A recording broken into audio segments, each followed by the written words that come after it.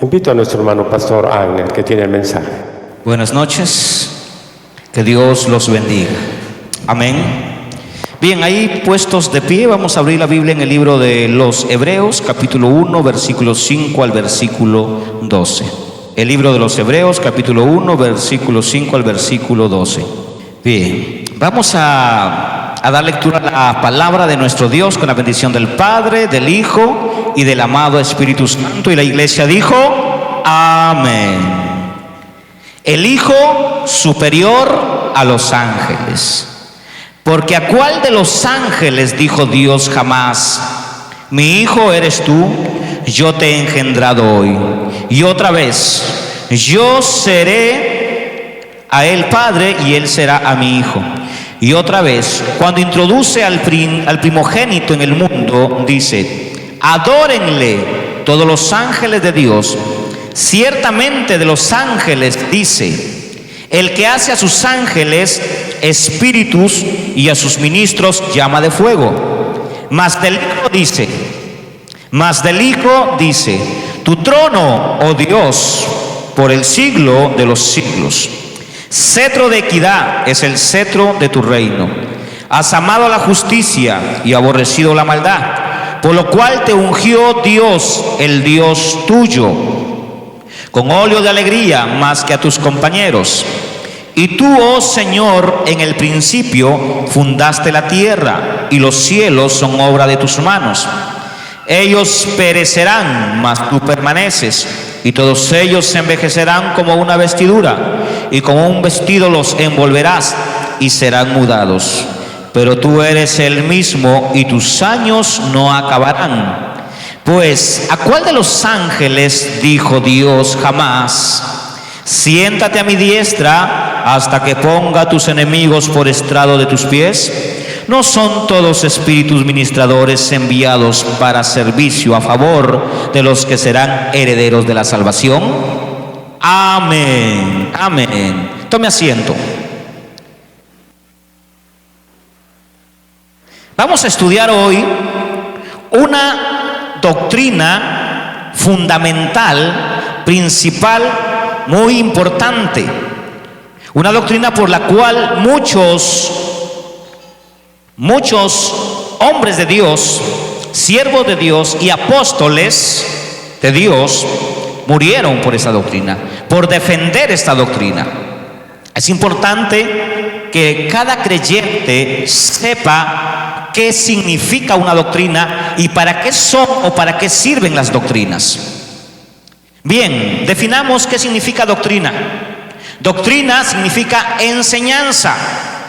Amén. Pero también significa fundamento.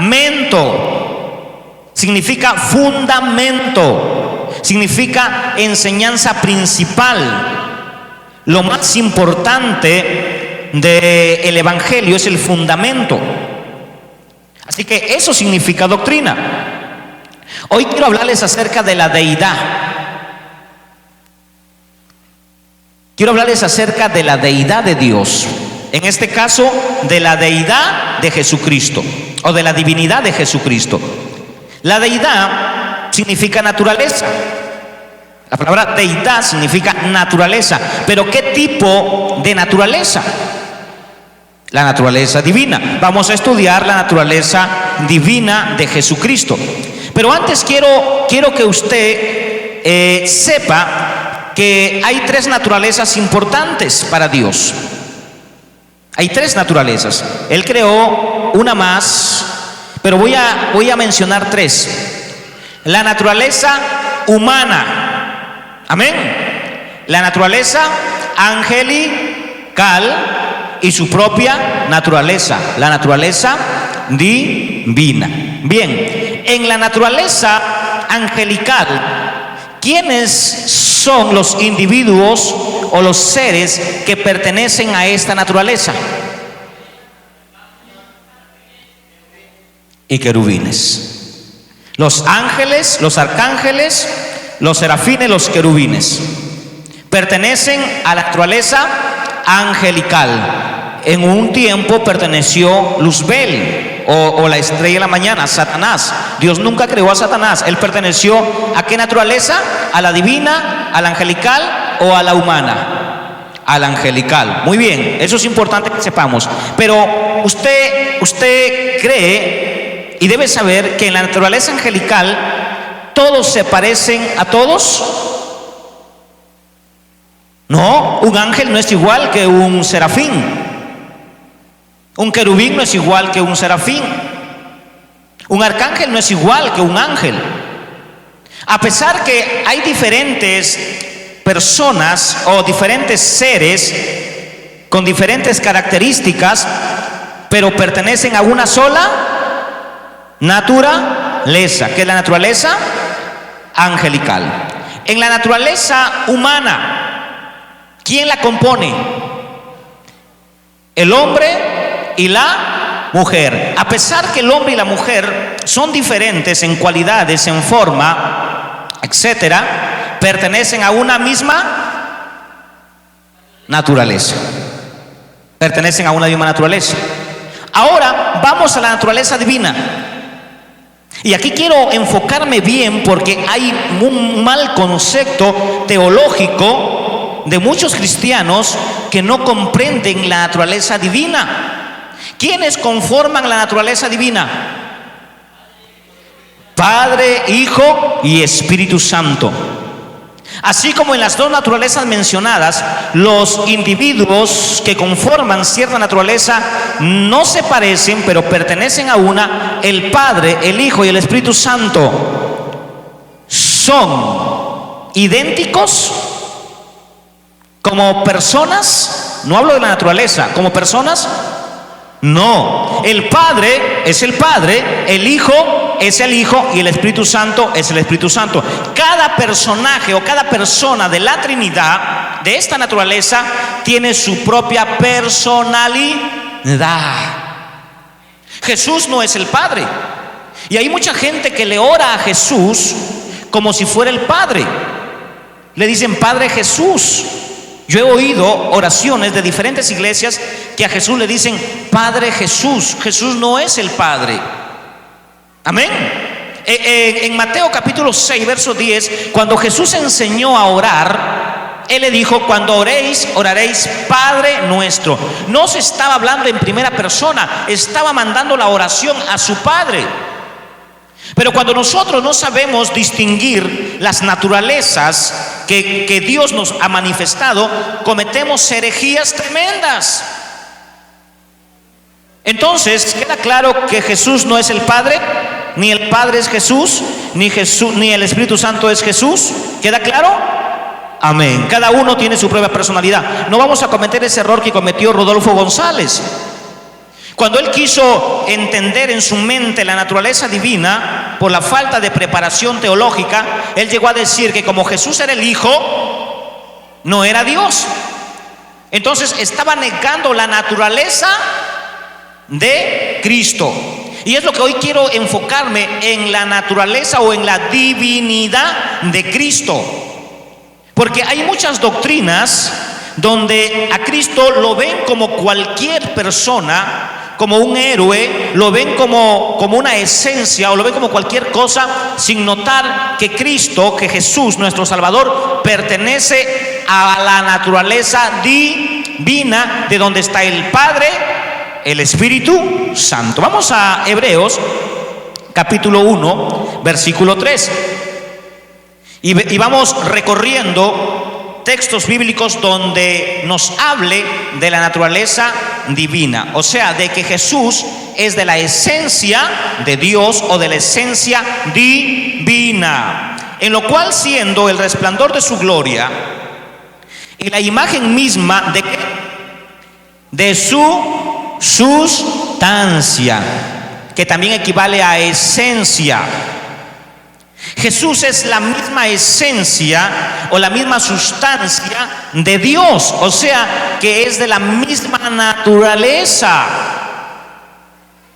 Hay gente que dice: no, pastor, usted está equivocado, porque Jesús es el Padre. Y te van a decir eso: Jesús es el Padre. ¿Por qué? Porque cuando Felipe, vamos al libro de San Juan, Felipe le dice a Jesús: muéstranos al Padre. ¿Se acuerdan de ese episodio donde los discípulos estaban desesperados por conocer al Padre? Y miren lo que Jesús dice. Vamos al capítulo 14 de San Juan, versículo 9. Felipe le dijo: Señor, muéstranos al Padre y nos basta. Jesús le dijo: tanto tiempo hace que estoy con vosotros y no me has conocido, Felipe. El que me ha visto a mí ha visto al Padre. ¿Cómo pues tú dices, muéstrame el Padre? Aquí viene la confusión, aquí viene la herejía de muchos. ¿No crees que yo soy en el Padre? A ver, miren sus Biblias. ¿No crees que yo soy en el, dice él, yo soy el Padre, o dice en el Padre? ¿Ah? En el Padre. Está haciendo una diferencia entre el Padre y él, a pesar que él es Dios, porque es de la misma naturaleza divina. Entonces él está diciendo: yo soy en el Padre. En un lenguaje castellano lo diríamos así: yo represento ¿a quién? Al Padre. Yo soy la misma imagen del Padre. Cuando Dios crea al hombre, escuchen bien esto, cuando Dios crea al hombre, dice la Biblia que lo hizo ¿a qué? A su imagen y a su semejanza. O sea que le dio atributos que Dios tiene y le dio parecido de lo que Dios es. Pregunta: ¿el hombre es Dios? Claro que no, porque el hombre fue creado. En cambio, Jesús fue esencia de Dios. Y cuando no entienden este versículo, amados hermanos, en su teología, la teología de muchos cristianos es una teología muy básica, una teología que se basa simplemente en lo que oyeron de otros y no investigaron las verdades de la doctrina. Y eso es un gran problema.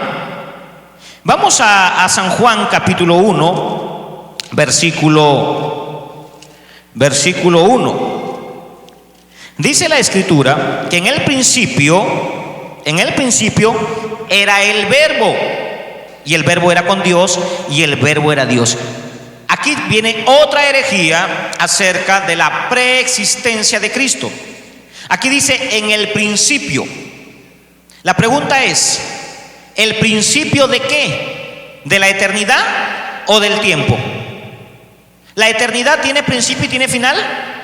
No tiene principio y final. La eternidad no tiene principio ni fin. Él es el alfa, él es la omega. O sea, ahí hay un principio y un fin. Entonces te van a decir, y nos van a decir: pero Jesús dijo: yo soy el principio y el final. ¿El principio y el final de qué? Si la eternidad no tiene final ni principio. Por eso que uno de los atributos de Dios es que Él es sempi eterno. ¿Qué significa sempieterno? Que Él es, nada más. Él es. O sea, no tiene principio ni tiene fin. Él es. Eso significa sempieterno. Y aquí aparece en el principio. ¿Qué principio? El principio del tiempo, de la materia y del espacio. ¿Dónde se dio eso? En la creación del mundo, del universo. Dios creó la materia, Dios creó el espacio y Dios creó el tiempo. Y Dios facultó a su Hijo, lo facultó para que Él sea el principio de la creación y el final de la creación. Amén. Pero no es el principio ni el final de la eternidad. Tengan claro eso. No se confundan entre la eternidad y el tiempo. El kairos y el cronos. ¿Qué es el kairos? El tiempo de Dios o la eternidad de Dios. ¿Y qué es el cronos? El tiempo humano, el tiempo nuestro. Entonces, aquí vamos a entender y aprender que se refiere al principio de la creación.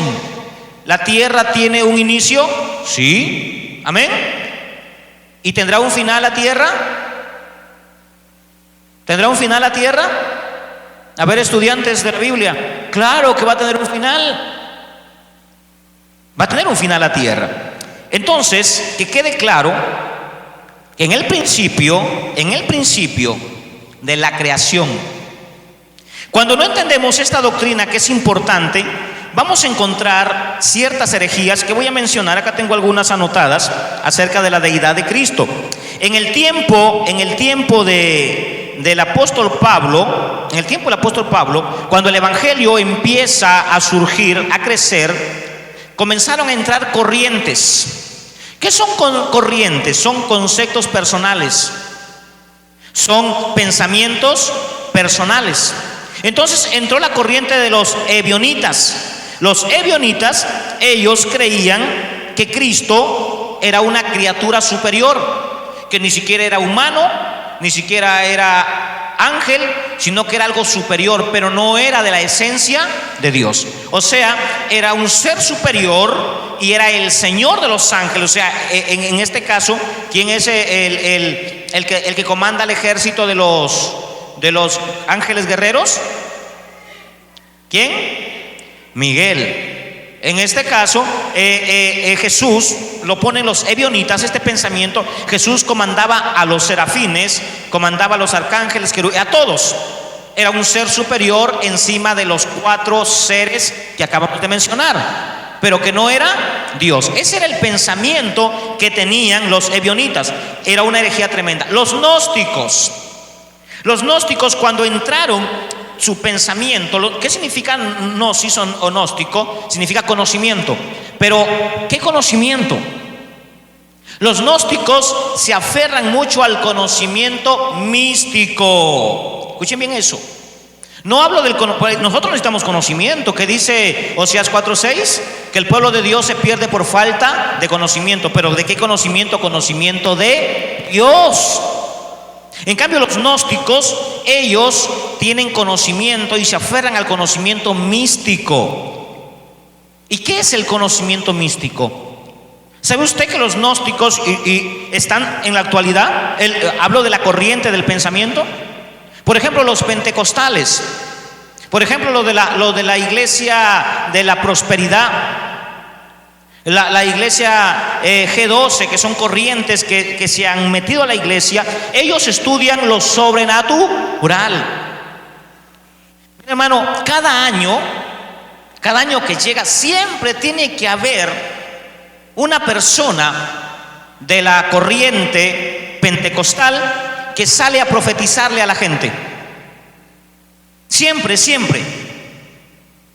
Están igualito que Walter Mercado, que todos los años que llega el año en México profetiza de que va a haber esto, va a pasar eso, igualito que los brujos que tenemos acá en Perú, que también profetizan lo que va a pasar en el año.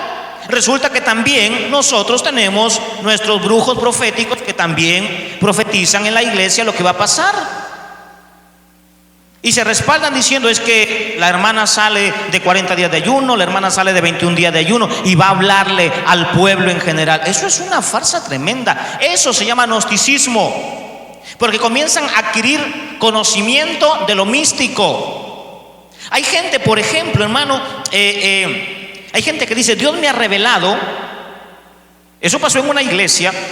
A un pastor falsote, él había soñado de que veía a los niños llenos de billete, o sea, billetes pegados en el cuerpo, y que daban vuelta a los congregantes, y los congregantes eran prósperos.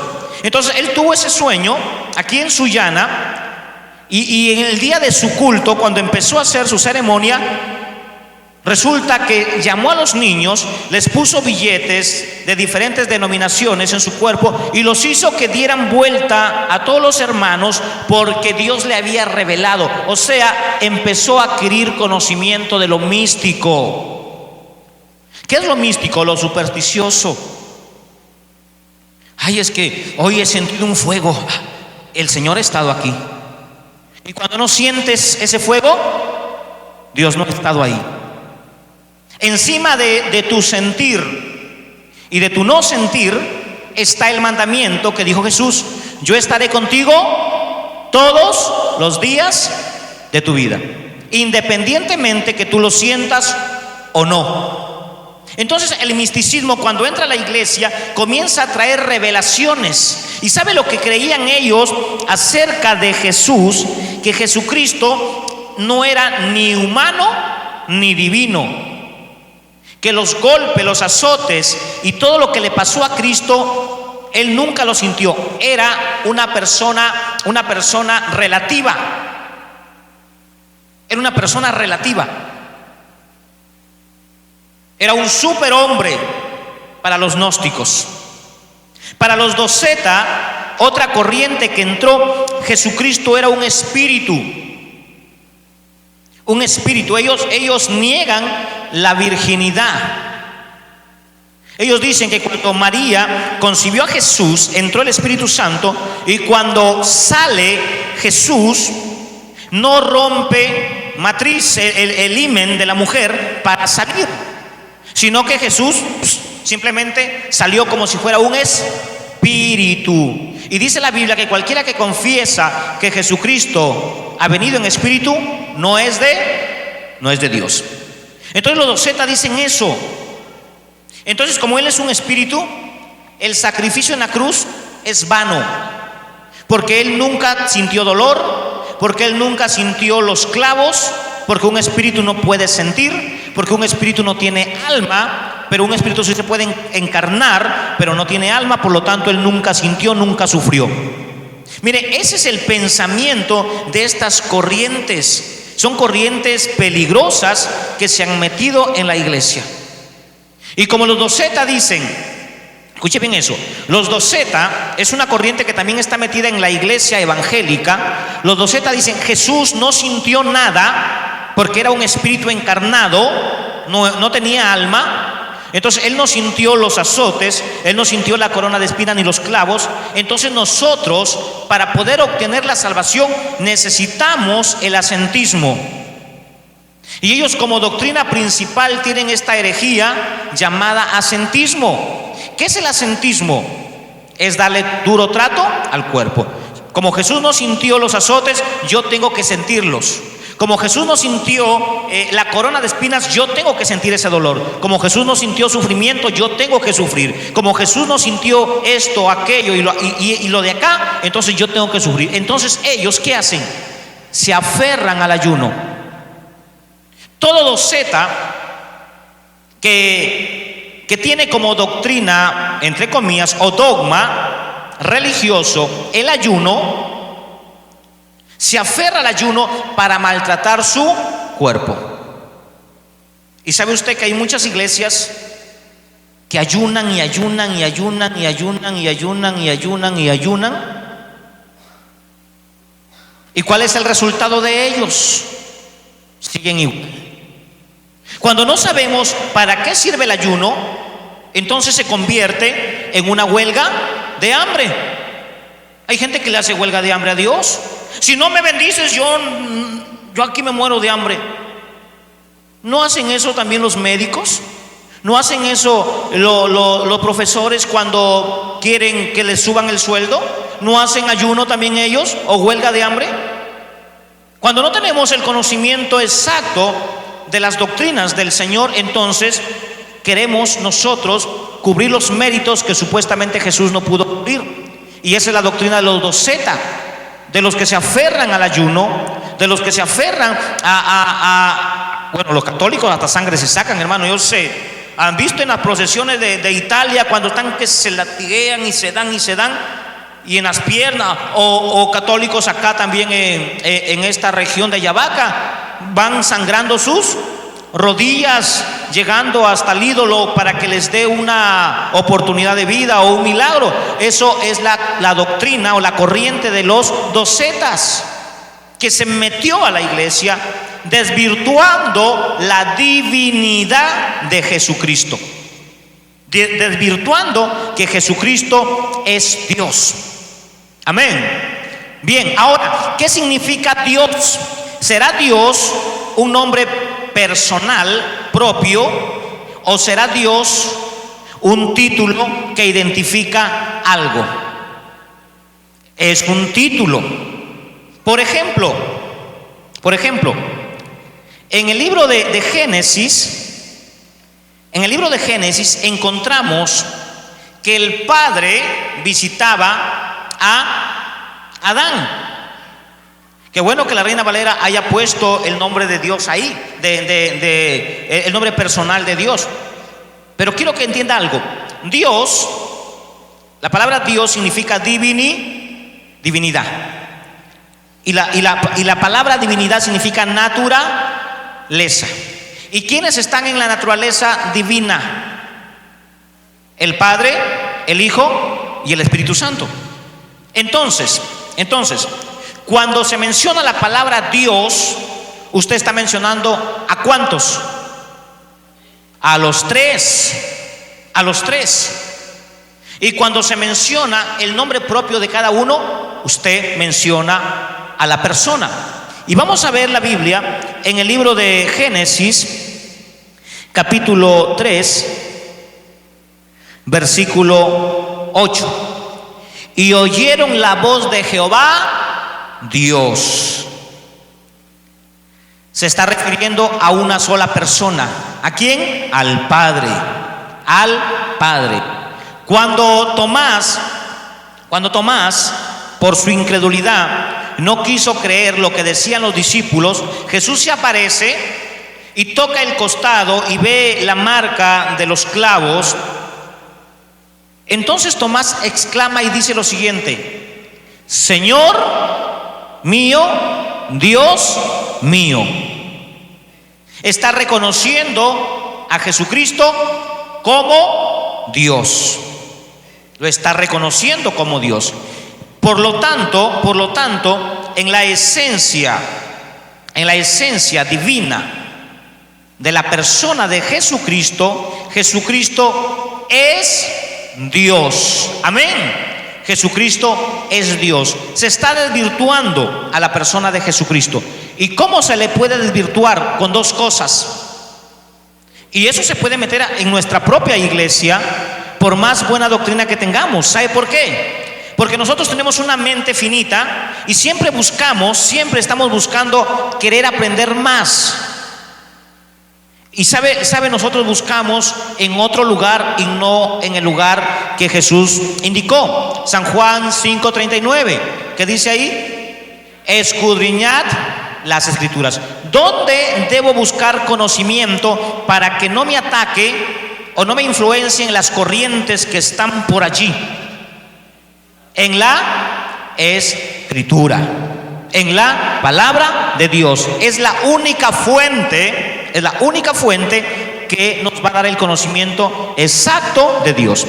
Bien, número 1, ¿cómo usted puede desvirtuar, siendo usted parte de una iglesia de sana doctrina, cómo usted puede desvirtuar la divinidad de Cristo?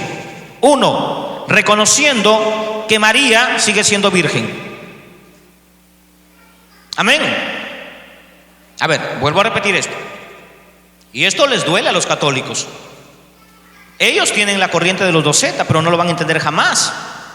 ¿Cuándo yo desvirtúo la divinidad de Cristo?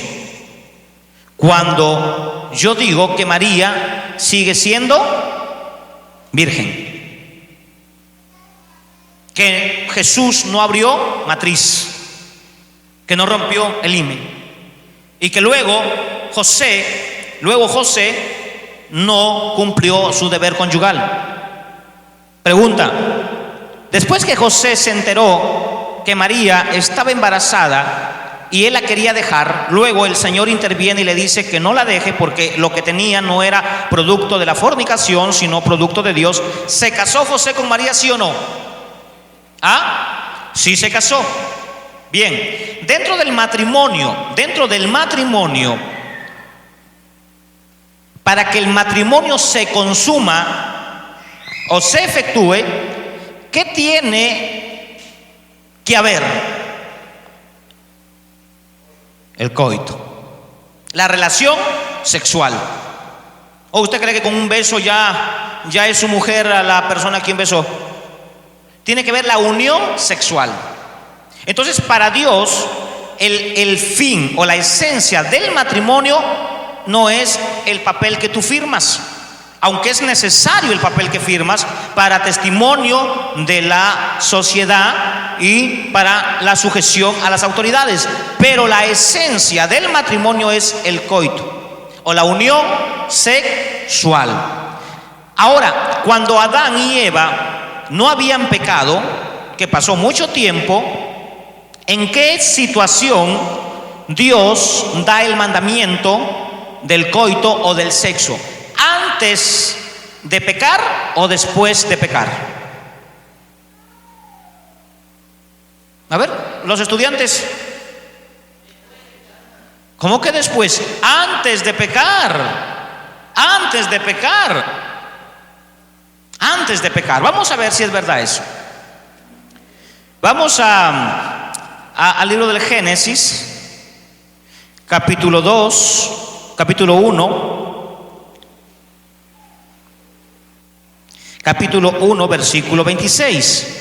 Entonces dijo Dios, aquí cuando dijo Dios, aparece la palabra Elohim, aparece la palabra Elohim en el hebreo, y Elohim significa plural. O sea que cuando dijo Dios, ¿quiénes son los que estaban de acuerdo con lo que estaba sucediendo?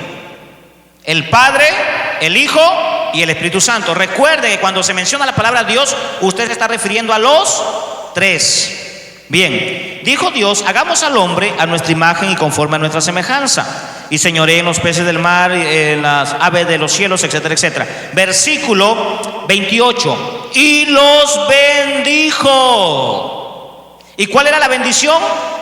La palabra fructificad. ¿Un hijo es un fruto para Dios?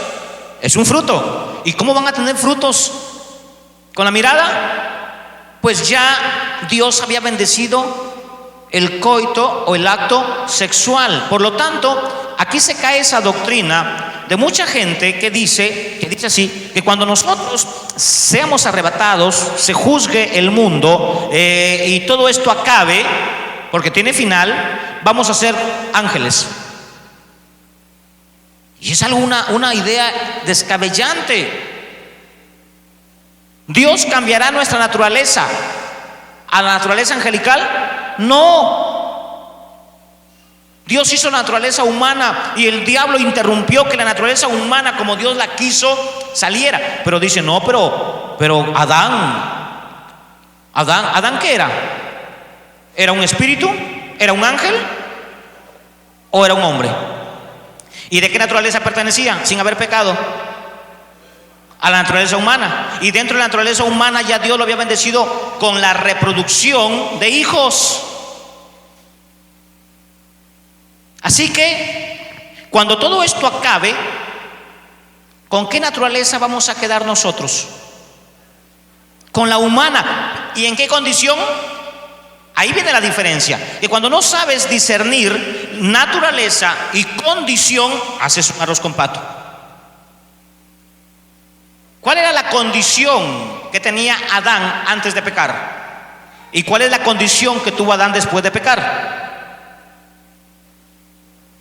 La condición de Adán antes de pecar era espiritual, pero era humano. Comía, iba al baño, tenía que cuidarse del sol, sentía frío, tenía emociones, sentimientos, tenía una esposa, tenían intimidad antes de pecar. ¿Y cuál fue la condición? No hablo de naturaleza. La naturaleza no cambió, cambió la condición del hombre. Entró en una condición de pecado. ¿Siguió siendo humano Adán después de pecar? Sí. ¿Qué va a recuperar Jesús? Jesús dijo, el Hijo del Hombre ha venido a recuperar lo que se había perdido. ¿Qué se perdió? La condición, la relación que unía al hombre con Dios. Eso ha recuperado. Ese puente que el hombre tenía antes de pecar se rompió y Jesús vino a construir ese puente. A través de él vamos al Padre. Pero muchos herejes leen el texto diciendo Jesucristo vino a salvar al que se había perdido. Así no dice el texto, ni el original. Dice lo que se había perdido, no a quién se había perdido. Pero se ha distorsionado eso, y cuando se predica se dice: Jesucristo ha venido a salvar a quien se ha perdido. No, no dice así el texto. Ni la Reina Valera puso lo contrario a lo que menciono, sino que puso lo correcto, y en el original dice lo que se había perdido. La condición que el hombre perdió era la condición espiritual, que hoy nosotros la estamos recuperando a través de Jesucristo, por supuesto. Entonces, cuando lleguemos allá y todo sea juzgado, ¿qué le va a suceder al hombre? Y siempre te van a decir: pues pastor, ahí dice en Lucas que un hombre le preguntó que tenía un hombre se murió, y así que la señora en la ley del levirato pasó con siete maridos, o sea, 7 cuñados, con 7 cuñados, y luego se murió la mujer. ¿Y de quién va a ser la mujer en la resurrección? ¿Sabe usted que esa es una pregunta irónica que le hicieron a Jesús? ¿Y sabe que Jesús respondió irónicamente que no es una doctrina? ¿Y sabe que han cogido ese versículo para decir: ve, vamos a hacer como los ángeles? Porque aquí dice, y han hecho de esa expresión hebraica, una doctrina, diciéndole a la iglesia que cuando todo acabe cambiaremos de naturaleza y ya no seremos humanos sino ángeles. Mira, hermano, eso parece el dogma de los budistas. Sí, eso parece la reencarnación, pues ya no vamos a salir como angelitos. ¿Dónde dice eso la palabra? Ahí dice, pastor, que vamos a ser como ángeles. Esa es una respuesta irónica a una pregunta irónica. ¿Sabe por qué? Porque en la Biblia no parece, escuche bien eso, no parece el caso que se mencionó. Lo mencionaron los saduceos, porque los saduceos no creían en la resurrección. ¿Se acuerdan de Ruth y Noemí? Es imposible que una mujer espere 7 hombres de una familia para casarse, porque estaba prohibido en el tiempo de Jesús el matrimonio con niños. Entonces la señora tendría que haberse casado con el cuñado, el niño. Y les voy a poner 2 ejemplos y les voy a decir que eso no existe en la Biblia, que fue una pregunta de los saduceos irónicamente para tentar a Jesús. 1, cuando Noemí se va a Moab, y dice la Biblia que murió Malón y murió los 2 hijos de Noemí. Noemí le dice a Ruth: vete porque ya no tengo más hijos. Y aunque tuviera, mire, otros hijos, los podrás esperar que ellos se hagan hombres. La mujer sí podía tener 17 años y casarse, el hombre no. Esa era la ley de ese entonces. 30 años y ya podía solventar a una mujer. La mujer sí puede ser de 15 a 17, pero el hombre no. Y entonces le dice Noemí: esperarías a mi hijo cuando se haga hombre. Cuando ese niño se haga hombre, ¿tú qué vas a hacer? Una anciana. O sea que no hay esperanza. ¿Se imagina usted el caso que presentaron los saduceos, que era una ironía, donde la mujer se casa con su marido, vamos a ponerle de 50 años, vamos a ponerle un ejemplo, y ella, vamos a ponerle que ella tenía sus 20 años ya para ser buena gente con esto, condescendiente con mi imaginación. Se le murió el hombre. Agarró al otro, al que tenía 40, ¿verdad? Se le murió el de 40. Tenía que agarrar al que tenía ya 35, ya para ser buena gente. 35. Luego se le murió el de 35. Tenía que agarrar al que tenía 30. ¿Ahí cuántos hombres van? 4. Luego se le muere el de 30. Agarró al de 25. Y ya mira que ella ya va y él va bajando. Se le murió el de 25, van 5. Agarró al de 20, 6. ¿Qué? ¿Y el último qué? De 15 años. Y ella de 40 años. Eso no era permitido. Por eso era una pregunta irónica, que muchos evangélicos indoctos que no saben leer la Biblia, que no entienden la palabra, no se dan cuenta que la Biblia está llena de prosa, llena de lectura, llena de historia, llena de bastantes figuras retóricas, y que hay que tener mucho cuidado con los simbolismos de cómo interpretar la palabra de Dios. Hacemos un arroz con mango. Y es más, el Salmo 119, 160 dice: la suma de tu palabra es la verdad. Para que una doctrina sea doctrina, tiene que ser repetitivo. Esto es igual que la ciencia, hermano. Por eso que la Biblia no es un libro religioso, es un libro científico o de ciencia divina. Para que en la ciencia algo sea verdad o veraz, se tiene que repetir varias veces. Si no se repite varias veces, no es verdad. La ciencia no la prueba. Y este libro, que es en la ciencia de Dios, también es lo mismo con las doctrinas. Qué maravilloso es Dios. Pero cuando nosotros no las comprendemos o no las entendemos, agarramos un texto y hacemos un pretexto y hacemos una iglesia basada en un texto bíblico. Hablaba con un hombre en estos días y me decía: pastor, por aquí vino un hermano y me dio un volante y ahí decía el nombre de su iglesia, un nombre asemejante a los textos bíblicos que todos conocemos. Y él le pregunta: ¿y cómo le pusiste ese nombre? ¿De quién fue la idea? El hombre le dice: mire, escuche las corrientes como están metidas en las iglesias evangélicas. Dios me lo reveló.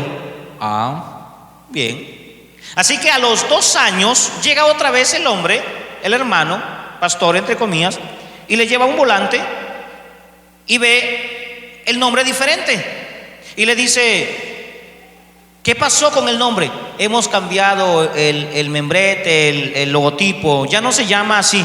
¿Y no que Dios te lo había revelado? ¿Quién se equivocó? ¿Dios o él? ¿Quién es el mentiroso? ¿Dios o él? Él. Eso se llama gnosticismo, misticismo. Y así están las iglesias en el día de hoy. Dios me reveló, pero a la semana pasó a algún evento y lo que Dios te reveló ya quedó hasta ahí. Y eso es falso. Bien, les dije que la primera opción de desvirtuar la deidad de Cristo era no reconocer el nacimiento de Jesús virginal. La otra forma de cómo desvirtuar la deidad de Cristo es asimilar el dolor de la cruz en tu vida. La Biblia dice: niéguese a sí mismo y tome su cruz y sígame. Bueno, los católicos entendieron que tenían que llevar una estaca o una madera e irse 7 horas hasta Yavaca y llegar allá, ¿verdad? Ellos entendieron de esa manera, lo entendieron literal, pero eso no es literal. Eso habla de una vida de sacrificio. ¿Pero de qué sacrificio? ¿Del sacrificio que hizo Jesús en la cruz? No. Todos nosotros vivimos un mundo diferente o tenemos problemas diferentes. Mis problemas no se parecen a los tuyos, pero porque no se parezcan a los tuyos, son mayores o menores en el dolor que pueda yo sentir o usted pueda sentir. No, porque cada uno tiene sus propios problemas y cada uno sabe la intensidad del dolor que sus propios problemas le hacen. Así que el sufrimiento de Cristo en la cruz por nuestros pecados no debe ser mermado a través de los sacrificios. Jesús nos mandó a nosotros, nos dio un mandamiento bastante claro: vayan, ¿y qué dice? Y prediquen el evangelio. No les dijo vayan y ayunen, no les dijo vayan y hagan colegios, no les dijo vayan y hagan, no sé, lo que hacen hoy. El mandamiento central, la visión y la misión de Jesucristo es predicar el evangelio y que la gente sea salva. El resto es añadido. Pero cuando nosotros comenzamos a enfocarnos en la forma de cómo lo vamos a hacer y comenzamos a ver la manera de cómo adquirir cosas que nos van a costar un sacrificio, reemplazando el sacrificio de la cruz, estamos pecando contra Jesús y lo estamos a Él disminuyendo o mermando el sacrificio que hizo en la cruz. Y entonces mi teología, cuando hablo de teología, hablo del conocimiento que yo tengo para con Dios es un conocimiento herético, es un conocimiento mermado o un conocimiento basado en corrientes del mundo. Y eso es lo que quiere Jesús. Eso es lo que quiere, el diablo. Jesús quiere que nosotros lo reconozcamos como Dios. Amén. Él quiere que lo reconozcamos como Dios porque es Dios, es de la esencia de Dios, es de la naturaleza divina. Que esa doctrina nadie la conmueva, nadie le trastoque. Los testigos de Jehová dicen que Jesús es un ángel. Que lo digan ellos, que nos importa. Los católicos dicen que Jesucristo es un espíritu, que lo digan ellos, que nos importa. Usted me dirá, pero ¿qué dice eso? Si yo no he escuchado a un católico que diga que Jesús es un espíritu. Bien, no necesita decirlo así, pero al decir que María sigue siendo virgen, entonces Jesús es un espíritu. Póngase de pie y aplauda a Jesús, que es nuestro Dios, Señor y Salvador de nuestra vida. Oremos. Padre Santo, en el nombre de Jesús, hoy reconocemos, Señor, tu deidad. Tú eres Dios, Señor. Tú eres el Rey de Reyes. Tú eres nuestro Dios. Y todas las cosas han sido sometidas a tus pies. Eres verdadero hombre, verdadero Dios. Mi Señor, te damos gracias porque tú, siendo igual que Dios, no te aferraste a ser Dios o de la misma naturaleza, sino que tomaste forma de siervo, sino que tomaste forma de hombre y te humillaste hasta lo más bajo para salvarnos, para darnos redención. Amado Dios, en la próxima clase o enseñanza estaré hablando de la naturaleza humana de Cristo. Dame sabiduría para poder hablar a tu iglesia y así no perdernos entre corrientes del mundo, filosóficas, orientales, que han entrado a la iglesia. Ayúdanos a caminar rectamente delante de ti, en el nombre de Jesús. Amén. Denle un aplauso al Señor. Que Dios los bendiga.